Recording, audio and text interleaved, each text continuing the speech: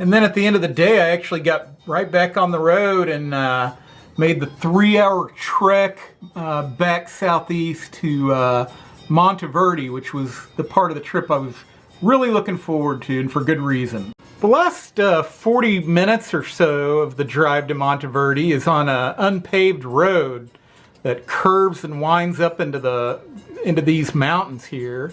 And the scenery is just stunning, but the road is really awful and full of blind curves. But I thought it was a good sign when I saw a rainbow as I pulled into town.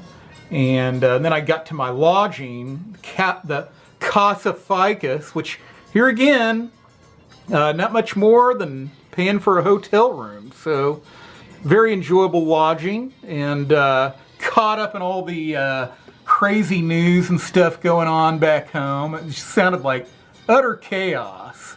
And of course was also very entertaining. My first activity in Monteverde was the Santa Elena Cloud Forest Reserve. And it was just everything I was looking for. It was very dense and, hey, not cool. Very dense and lush. And of course it had the clouds settled in over them, giving it that heavenly appearance again.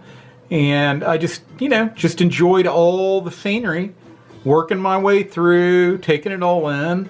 And it started to kind of rain near the end.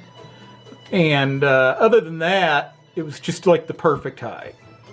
And of course I had nothing going on, so that evening I watched Carlos.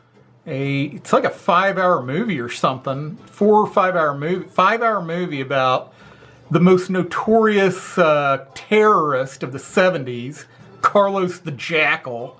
And it's a very entertaining movie, and at times kind of funny because Carlos the Jackal was inept. Now, if there was one thing I was probably looking forward the most to on the trip, it was the Monteverde Cloud Forest Reserve. And I'll tell you, I was not at all disappointed. It was very, very, I know this looks like I'm just flipping through more jungle scenery like I've already showed, but it was definitely very diverse. And that trail in the background, it had the feel of like an old Mayan trail to a tomb or something. So it was kind of like fun to follow the trail and walk through all this dramatic scenery. And then they also had the big suspension bridges that were kind of wobbly as you walked across them. And you saw your stuff like waterfalls and little coaties and whatnot. So very enjoyable day. And of course then I would catch up on the important news of the day. So anyway, the next day was Curi, Cancha.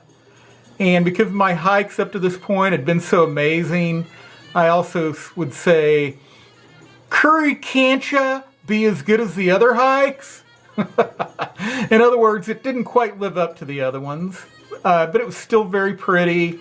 And, I had my fun out there and played with the filters, using different sepia or black and white, and seeing a little wildlife. I enjoyed the walk. And then at the end of the day, real highlight was I stopped in at a place called the Bat Jungle, which was essentially like a cave, dark cave with a wall. You have like a glass wall protecting you, but you go in with a flashlight and you look for bats. And believe it or not, even though you're behind that glass wall, you can still get a little chill once in a while when you see these things. And plus they'd fly real close to the glass and you didn't see them coming. You'd have your flashlight up. Anyway, and then I got asked to star in a movie while I was there, Return to St. Elena Cloud Forest, which of course I'm joking. That was my final hike of the trip. I went back to the reserve, but I didn't feel like I got my due credit in the movie.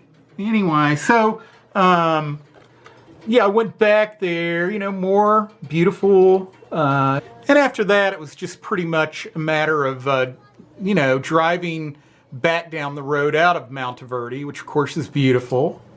And that was it, man. That's the end of the trip, and I hope you enjoyed the slideshow.